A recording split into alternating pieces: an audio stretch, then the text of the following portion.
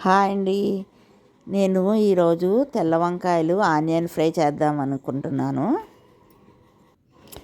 ఈరోజు ఇంటికి వచ్చే అబ్బాయి తెల్ల వంకాయలు తీసుకొచ్చాడు. కాస్ట్ చాలా ఎక్కువ ఉంది కానీ కూర చాలా బాగుంటుందండి అన్నాడు. అందుకని ఒక పావు కేజీ మాత్రం తీసుకున్నాను నేను. చూడడానికే చాలా ముచ్చటగా ఉన్నాయి వంకాయలు. వంకాయ ఫ్రై కోసం నేను 3 ఉల్లిపాయలు, 4 అంటే 4 వంకాయలు తీసుకున్నాను. అలాగే కొంచెం కొత్తిమీర కూడా చిన్నగా కట్ చేసి పెట్టుకున్నాను. ఒక నిమ్మబద్ద. ముందుగా ఉల్లిపాయలు వలుచుకుని శుభ్రంగా కడుక్కుని చిన్న చిన్న ముక్కలుగా కట్ చేసేసుకోవాలి. అలాగే వంకాయలు కూడా శుభ్రంగా కడిగేసుకుని చిన్న చిన్నగా ముక్కలుగా కట్ చేసుకుని నీటిలో వేసేసుకోవాలి. ముచ్చికి అంతా కొయ్యక్కర్లేదు, చిన్న తీసి ముచ్చికి కోసేసుకుని మొత్తం తొడిమ ఉంటుంది కదా, అదంతా ఉంచుకుంటే చాలా టేస్ట్గా ఉంటుంది అనమాట. అసలే వంకాయలే రుచి ఎక్కువ, అందులోనే ఆ తొడిమ ఉంటుంది కదా, అది చాలా టేస్ట్ ఉంటుంది. అది పడేయకుండా కోసుకుంటే చాలా బాగుంటుంది.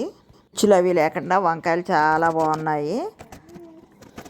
వంకాయలు మొత్తం కోసుకున్న తర్వాత పొయ్యి మీద బాండీ పెట్టి సరిపడినంత ఆయిల్ వేసి కాగాక ముందుగా వంకాయ ముక్కలు వేసి వేయించాలి. కొద్దిగా పసుపు కూడా వేసేసి కాసేపు వేయిస్తే వంకాయ స్మెల్ అది ఉంటే పోతుంది. ఈ వంకాయలు ఏం కండ్ర అది లేదు. మామూలు వంకాయలు అయితే కండ్ర ఉంటాయి కదా, పారించుకోవాలి. అస్సలు చాలా లేతగా ఉన్నాయన్నమాట వంకాయలు.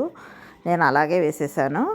కాసేపు వేయించి పసుపు కూడా వేసి వేయించిన తర్వాత ఉల్లిపాయ ముక్కలు వేసేసి కాసేపు మూత పెట్టి మగ్గించేయాలన్నమాట.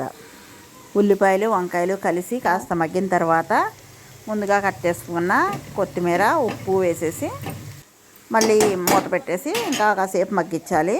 వేసేసాం కదా, ఇప్పుడు బాగా మగ్గిపోతుంది, కొంచెం మెత్తబడుతుంది అనమాట.